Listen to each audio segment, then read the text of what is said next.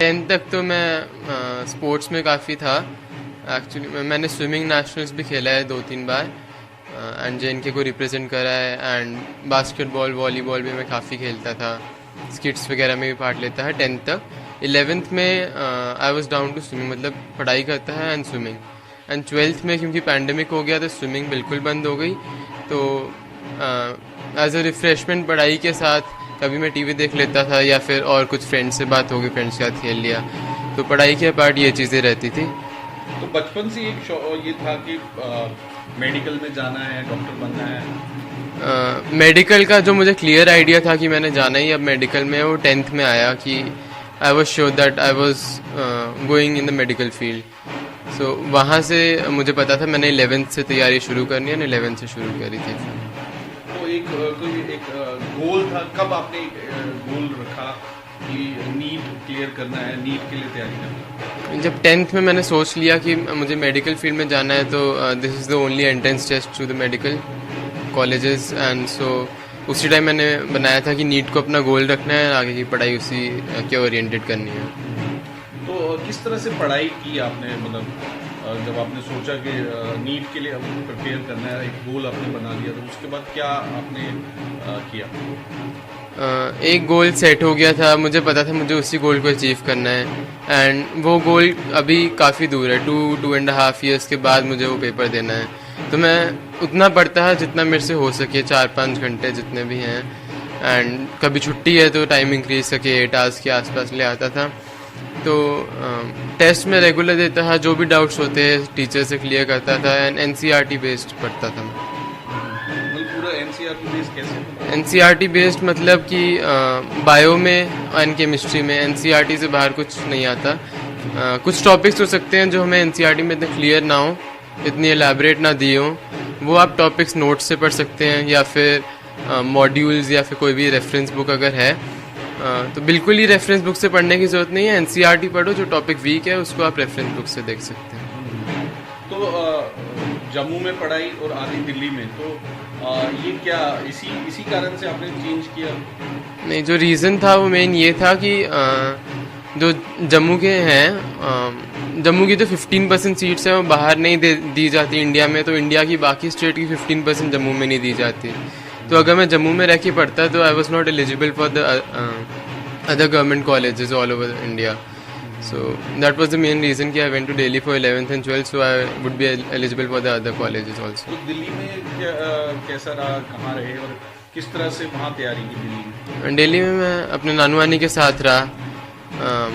बिल्कुल घर वाला एनवायरनमेंट था, वहाँ पे भी तैयारी अच्छी चलती रही, फ्रेंड्स भी अच्छे थे एंड टीचर्स का भी काफ़ी सपोर्ट था, पेरेंट्स का भी काफ़ी सपोर्ट था, तो सारा कुछ अच्छा रहा। तो क्या कितनी हार्ड, सब जानना है कितना हार्ड वर्क लगता है, कितना हार्ड वर्क किया? हार्ड वर्क तो होता ही है, साथ में आपको जब गोल है तो आपको स्मार्ट वर्क भी करना पड़ेगा। मतलब इंसान है, एक लिमिट तक पढ़ सकते हैं, एक लिमिट तक एक काम कर सकते हैं। तो आपको वही मैं कहता हूँ कि अपनी हॉबीज साथ में कंटिन्यू रखना, वरना एक ही चीज़ पूरे टाइम करना बहुत मुश्किल हो जाता है। तो जो भी आपकी हॉबीज़ हैं, रीडिंग है या खेलना है, बैडमिंटन वगैरह कुछ भी, तो वो अपनी कंटिन्यू रखोगे तो आपके पढ़ाई में भी अपने आप इंटरेस्ट बनना शुरू हो जाएगा। तो अभी इस बीच में पैंडेमिक भी हुआ, तो उससे कुछ चेंज हुआ पढ़ाई में, पैटर्न में, एग्जामिनेशन में, कुछ उससे क्या चेंज आया? पैंडेमिक से हमारे पढ़ने का तरीका पूरा चेंज हो गया। पहले हम स्कूल जाते थे, इंस्टीट्यूट जाते, फ्रेंड्स से मिलते थे, टीचर से इंटरेक्शन होती थी। तो पैंडेमिक के बाद सारा कुछ ऑनलाइन शिफ्ट हो गया, school, coaching and everything. So starting में प्रॉब्लम आनी शुरू हुई, लेकिन कुछ टाइम के बाद सारा कुछ नॉर्मल हो गया वापस। अडेप्ट कर लिया? हाँ, कुछ वैसे ही कह सकते हैं। कहीं ना कहीं थोड़ा टाइम भी लगता है कि ज़्यादा मिला, क्योंकि घर से ही था, ऑनलाइन क्लासेस थी, तो ज़्यादा एक मौका मिला पढ़ने का और फोकस आपका ज़्यादा उस तरफ आ गया। एक्चुअली मेरे ख्याल से ये जो सिचुएशन थी एक तरीके से बैलेंस थी, क्योंकि ज़्यादा टाइम हाँ मिला, लेकिन जो फील आपको क्लासरूम में बैठ के आती है, फ्रेंड्स के साथ आती है, शायद वो घर पे बैठ के नहीं आती।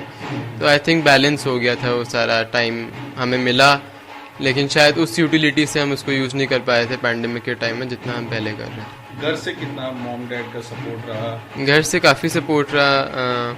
वो जब मैं दिल्ली में भी था वो काफ़ी विज़िट करते रहते थे दिल्ली में, एंड सो काफ़ी सपोर्ट था, फ़ोन पे भी बात होती रहती थी, हमेशा सपोर्ट करते थे। तो मॉम डैड दोनों डॉक्टर है, कहीं ना कहीं वो भी एक इंस्पिरेशन था कि मेडिकल में ही जाना है, बचपन से ही एक एनवायरनमेंट था घर में। हाँ, वो भी एक रीज़न ज़रूर होगा, and one of the many reasons.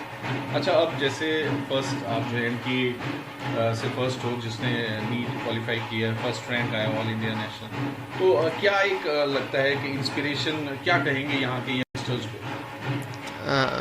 हाँ, मैं शायद फर्स्ट होऊंगा, लेकिन आई एम श्योर दैट अभी आने वाले टाइम में और भी बहुत सारे बच्चे आएंगे JNK से, क्योंकि अगर मैं कर सकता हूँ तो सारों में ये पोटेंशियल है कि वो इस लेवल तक पहुँच सकते हैं। और क्या कहेंगे उन्हें, एक क्या एक नसीहत देंगे, अगर they have to achieve their goal, what should they do?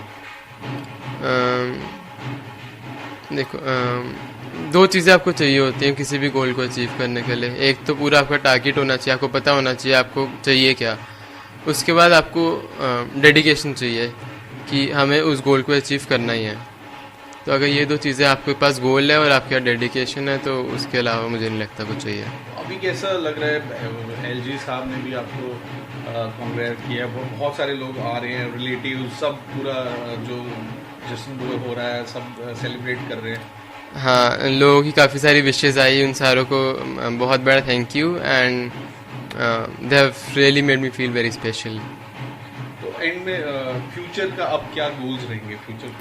अब मैं MBBS करना चाहूँगा, प्रोबेबली एम्स दिल्ली से, एंड तो लगता है कि आगे भी कुछ कुछ अचीव करना चाहेंगे, अपना जम्मू कश्मीर का नाम रोशन करना चाहेंगे? जी बिल्कुल, अभी तो ये फर्स्ट स्टेप था, मेडिकल में एंटर ही करा है, तो आगे भी मैं ज़रूर अपने UT का और अपने कंट्री का